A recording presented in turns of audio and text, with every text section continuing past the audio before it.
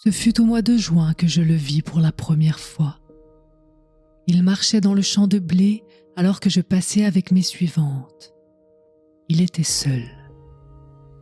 Le rythme de son pas était différent de celui des autres hommes, et le mouvement de son corps ne ressemblait aucunement à ce que j'avais vu auparavant.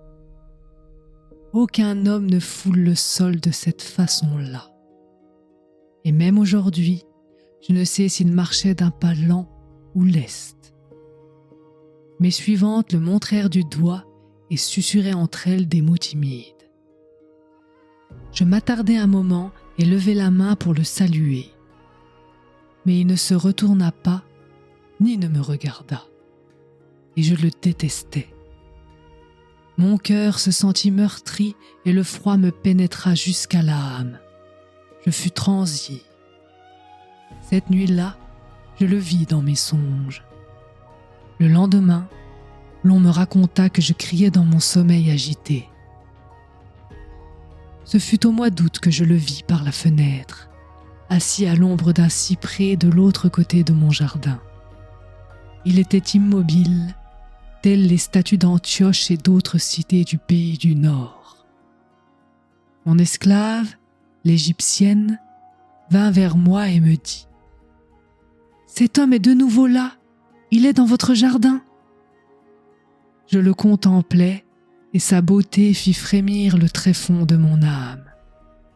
Son corps était unique et chacune de ses parties paraissait amoureuse des autres. Alors je me vêtus de parures damascènes et quittai ma maison pour me diriger vers lui. Était-ce ma solitude ou était-ce sa fragrance qui m'attirait vers lui? Était-ce une soif dans mes yeux qui désirait la grâce ou était-ce sa beauté que sondait la lumière de mes yeux? Je l'ignore toujours. Je marchais vers lui après avoir parfumé mes vêtements et mis mes sandales dorées que m'avait offertes le capitaine romain. Arrivé à sa hauteur, je lui dis « Salut à toi !»« Je te salue, Myriam » me répondit-il. Il me regarda comme aucun homme ne m'avait regardé. Je vis la nuit se loger dans ses yeux.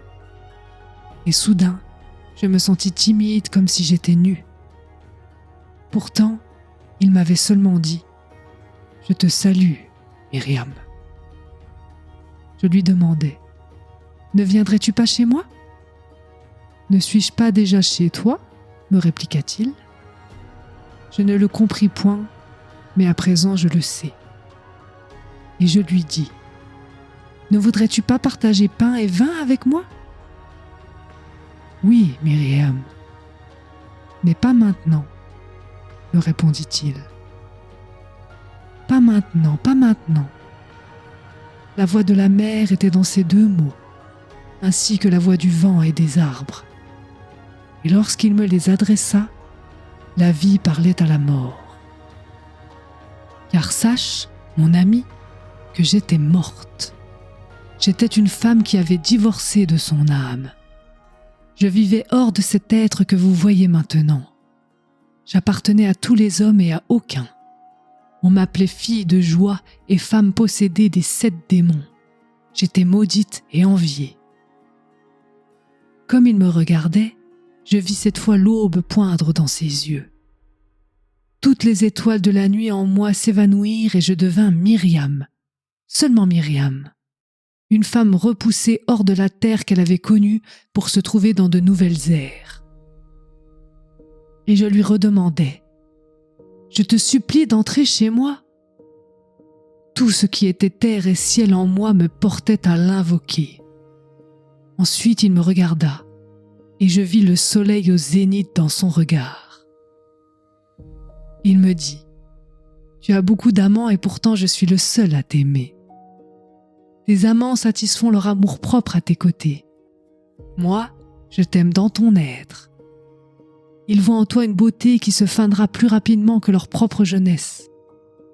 Moi, je vois en toi une beauté qui ne se flétrira pas, et à l'automne de ta vie, cette beauté ne craindra pas de se contempler dans un miroir.